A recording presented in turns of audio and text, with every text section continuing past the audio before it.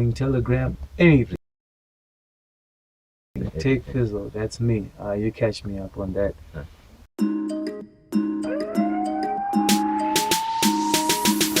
Kana zvadaiso ndopateta tips ndopatoshedzera titatamba chips paka imajagwa fonera imatex pati inopera kuma600 piwa MaDrinks askana piwa MaDrinks askana piwa MaDrinks askana zvekudhen tozozvona mangwana jobe. Hey, what up? It's LOTv, you know, a bit of a change in location. We're in Harare today, and with, you know, legendary Zimbabwean producer, you know, Take Fizzo, you know, here at his house in Harare. How are you, Take Five? Are you Take Five or are you Take Fizzo? I'm both. I metamorphosized from Take Five to Take Fizzo. Yeah. Take Five was is an urban grooves producer, you know, one of the pioneers of urban grooves. Yeah.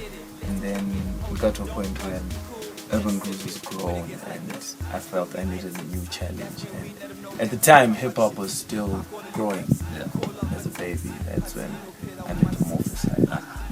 Take Fizzo. Okay, that's dope. You know, I like the fact that you've brought out, you know, the whole urban grooves thing, because I think a lot of people have sort of started knowing Take Fizzo because of, let's say, the Few Kings movement. You know, songs like Mag, don't you see how I be? I'm at the bar with the fam, Take Five and Jnr Brown. I had to work a job for that. You know, MaDrinks, all that stuff, right? But then you've been in the game for a while.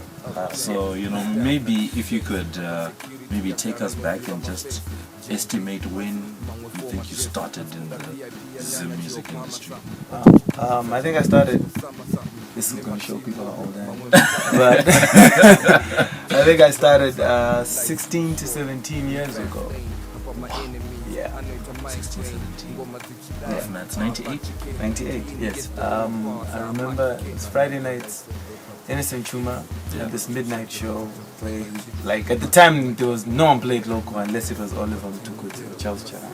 Yeah. You know, and that is just crazy, right? And then he would come every Friday night after midnight, graveyard shift, and you know he would just start playing tracks from people, local guys he met, you know, and he'll have this phone-in thing. Where rappers would come, singers would come, and you over the phone and you do it. I remember I used to tap down like 1 in the morning just to be heard, you know. I'll spit a couple of bars and everything. And little did I know that Innocent Chuma was talent scouting for what was going to be the most legendary album in Zimbabwe with urban music. So I got into the roster, you know. Hey yo, by the time I had this weird name, I ain't gonna say it, but you know, I was in the roster, and one day he was like, fine, you know, after like a month of every Friday being a regular, he's like, come to the studio. Went to the studio in town, 7th Street. It's a really small place, like this is too big. It's a really small place. When I first met Delani, step aside, my mentor. Yeah, shut up. And and from then, you know, got into the studio, recorded a song, and next thing it's on this album called The Future. Like, wow, you know, it's getting played on radio, and I'm like, hey mommy, I'm on radio. And I was like, finish your O levels. Yes. So and then I went back to school. I did that, and then after school, when you're now faced with, is it going to be university or what? It was a no-brainer. It was so easy for me to say, you know, yeah, university is cool, but my heart is in the music. So we went back, you know, and then we recorded. I think the very first hit I was part of was Handireke at Row and Race, where Delani said, yo, you guys put in a couple of raps, you know, and I came up with that whole and you know, I was shocked at the response, the fact that it was #1 on all radio stations. And, you know, and like 2 years ago, you would never hear a local song unless it was Calvin and Muzi or Fortune and Parota. You know, it was like a handful. Yeah. And now you're getting like people like, there's Roy and Royce, there's Decibel, there's what, and it's like, wow, I'm actually part of this thing. Yeah.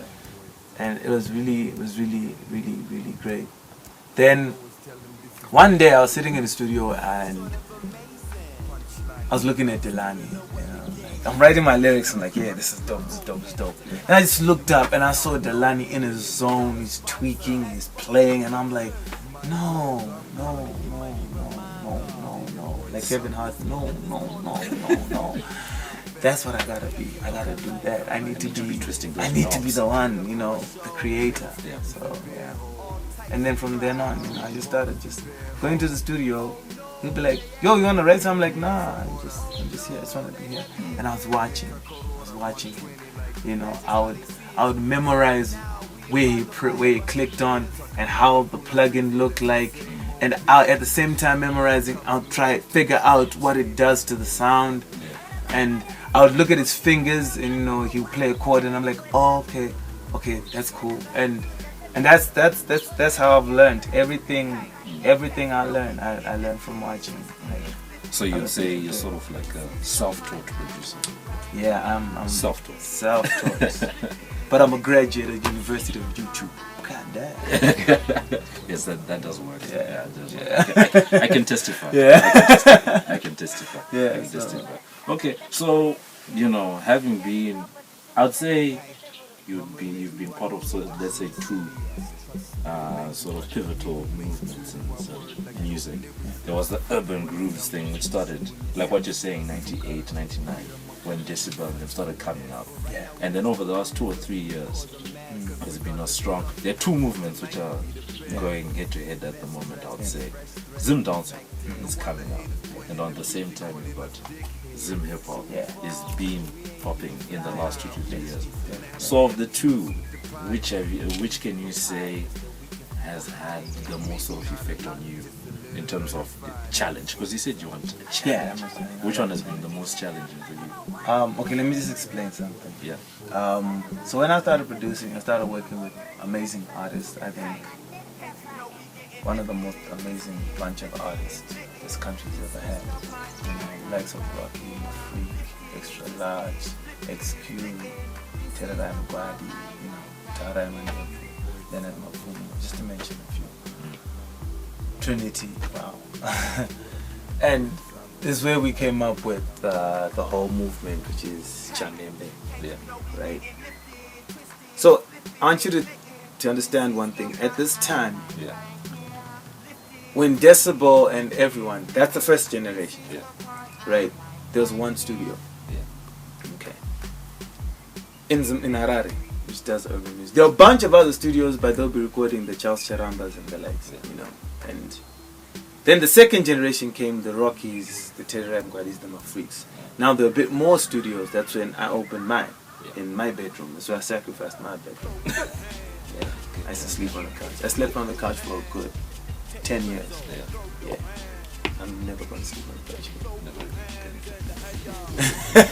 Lesson taught, lesson learned. So I've done my time. Yeah. So the second generation came up, and you know, they're like 4 or 5 studios, right? Now when you now look at it now in 2015, we've got Zim Hip Hop and Zim Dancehall. I look at it as it's just like a product of Chamembe, because now when you go to Glenview, to Glenora, there are a bunch of studios, like 20-50 studios in each neighborhood. And you know, the funny thing is they look exactly like mine back in the day. And it's amazing how in just 17 years I've come from a point where there's no local music. And now when you turn on the radio, if it's not Zim Hip Hop, it's Zim Dancehall playing. And you know, it's everywhere, in the combis, salons, everywhere you go you hear local music. And for me, that's the most amazing thing, you know what I mean? You can keep your Zimas, you can keep your Namas, you can keep your Grammys, I really don't care. The fact that I can turn on the radio and listen to some other youngster make music, exactly, you know what I mean? And see other youngsters make a living from music. At a point when I started, Okay, so from a challenge point of view, we can say the beginning was it's a harder than it is now.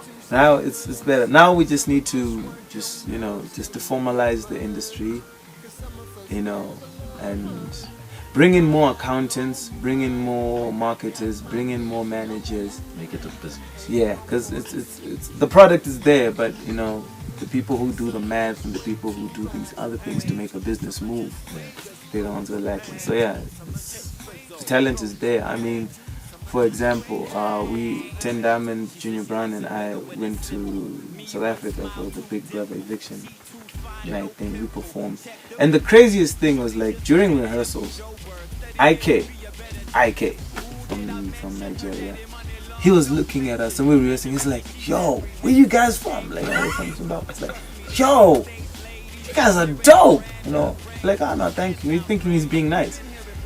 He came into a holding room after rehearsals, like an hour and a half before showtime. He's like, "Yo, it's a flash drive, fam.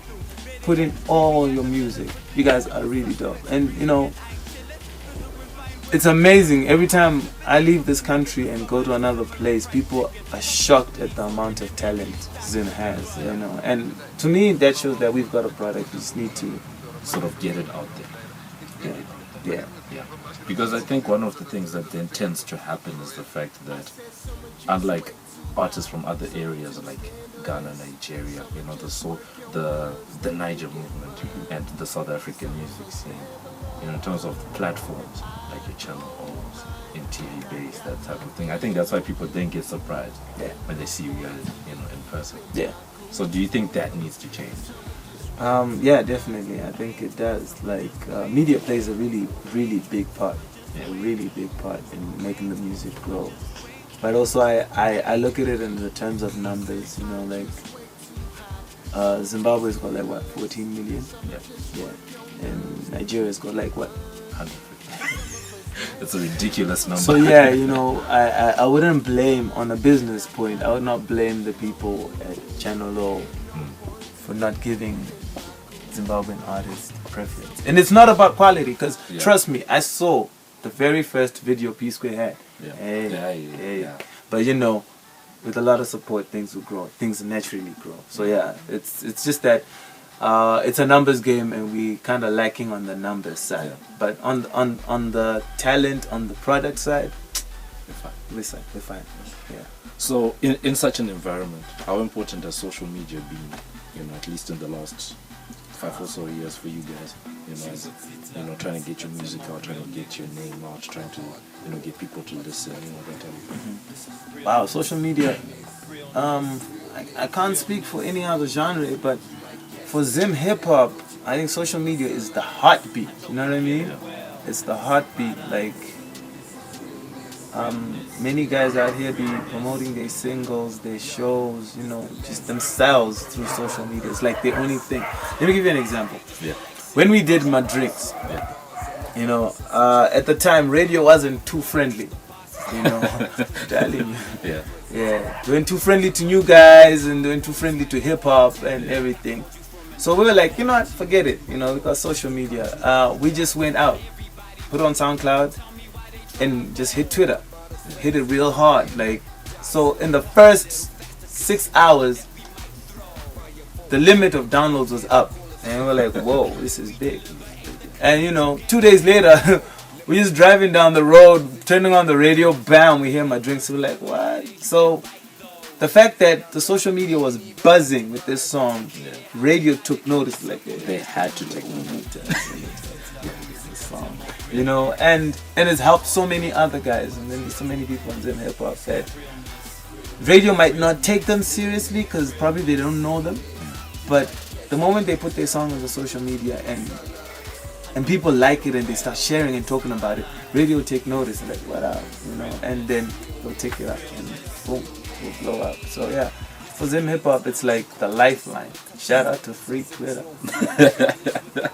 Big shout out to that, definitely. Yeah. I think, I've got a couple of questions left, and they're all about your actual music making process. Okay. Right? First one, right? You've been a rapper. Yes. You've been a producer. Yes. you've been a beat maker. Yes. Right. What is the difference? You know, maybe you can educate people. Okay. What is the difference between a producer and a beat maker? All right. It's a quick one. Jail Beats is a beat maker. Kanye West is a producer. So Jail Beats will lock himself up in his joint and he will, you know, rubbish murder. Nice, right? But Kanye West will see a vision, right? And he'll say, nah, I'm not gonna play these keys. You know, I'm gonna call this guy because he's like a master playing keys. And then I'm gonna get this brass band because, you know, it's gotta be bam, you know what I mean? And then I want the song to then go like this, and then we're gonna call Jay-Z up at this point just to say this. He's an architect. A producer's an architect, you know. Like,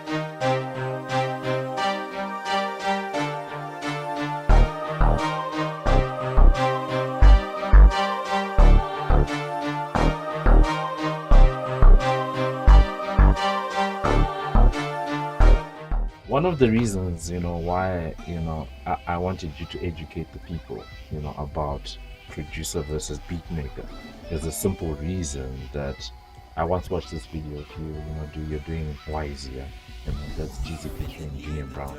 And the thing is, I saw the production of that song because there's a video that I think his name is Andy Cutter.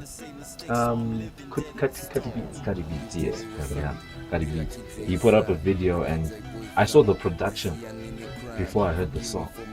So whenever I hear the song now, I'm seeing all those elements coming together because you were telling Junior that, no doubt, you need to make the listener know how it feels like.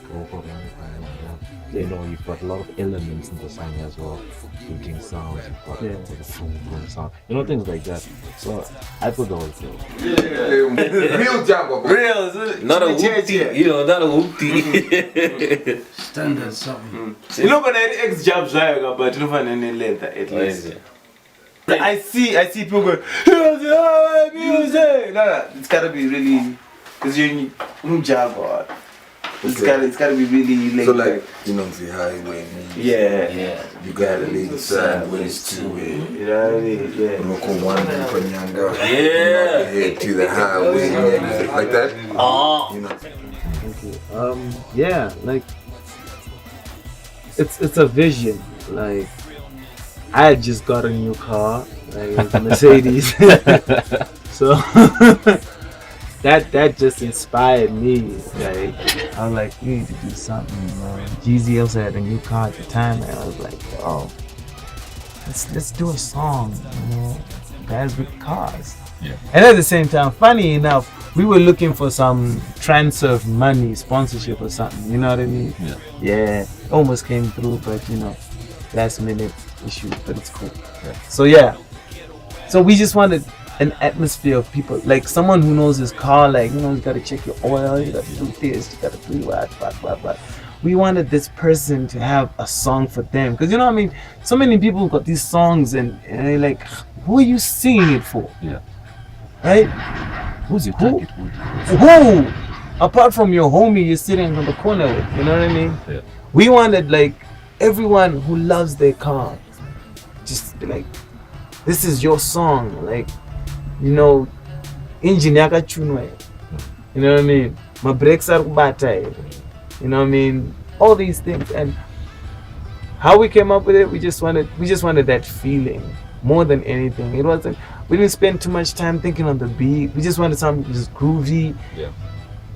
We just wanted the feeling of a person in their car, like the feeling I had. Yeah. Alright, the feeling I had when I got into my car for the first time. Like, oh my gosh, I'm in a Mercedes. Yeah. That feeling, I just wanted to capture that feeling and just put it on the record. Yeah. Our last question, you know, is where can people get your stuff? You know, and that's basically, you know, whether social media, whether it's a particular store, you know, whether internet, and also, are there any projects in the pipeline, either as Take Fizzo or as featuring? Well, you can find me on like all social media sites. My handle is Take Fizzo, Facebook, Twitter, Instagram, Skype, everything. Take Fizzo, TAKEFIZZO. Yeah. SoundCloud, if you want to get some music, some free music. Yeah. If you want to get the Few Kings stuff, www.fewkings.com. Some stuff I did with Tehn and www.iam10.com. Yeah, basically that's where you can get my stuff. Yeah. And is there anything that you're working on currently? Yeah. As a producer, I've collaborated with Begotten Son to work on Tehn Diamond's debut album called The Perfect 10. Yeah. And as a producer, rapper, beat maker in one, I'm working on my first album. It's a Christian album called Sermon on the Mic. Yeah, like Jesus had a Sermon on the Mount. Yeah. Interesting point. I know I said this was the end, but we just have to touch on this a bit because I think something that's taken a bit of center stage when it comes to Take Fizzo is spirituality. What role has sort of spirituality has had in your life? Or is currently having? Yeah, it is. It's an ongoing process. Spirituality. Okay. I'm a Christian. Spirituality can be a lot of different things.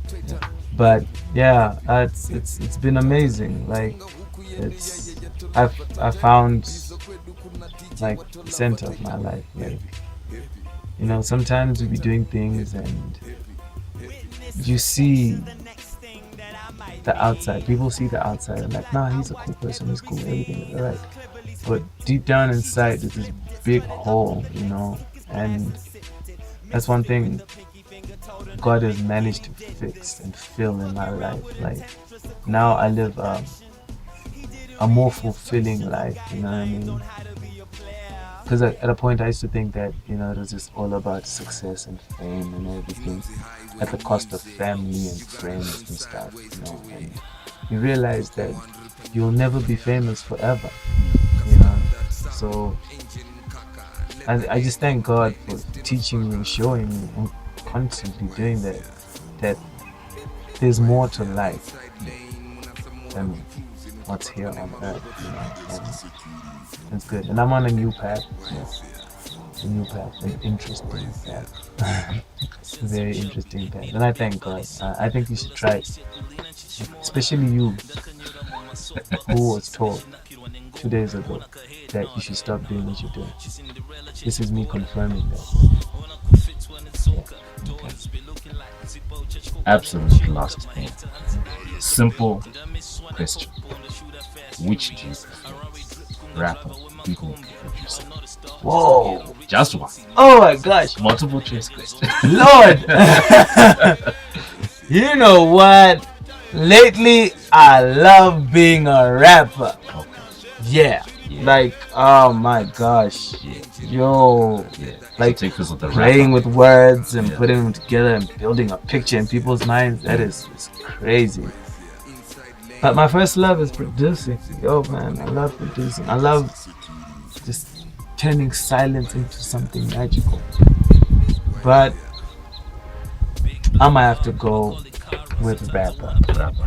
Because rapper, you rapidly form it out. I'm gonna go with rapper. Yeah, rapper. Okay, cool. Yeah. So yeah, you just heard it. We were having a conversation, with Take Fizzo, the rapper. The rapper. So yeah, big shout out to him. Thank you, to Take Fizzo, for taking some time to, join us here on LOTv.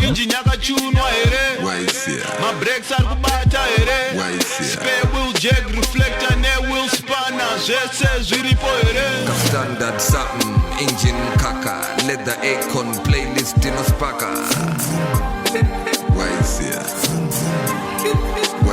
Inside lane, muna some more we cruising, ukabatwa ne marobo.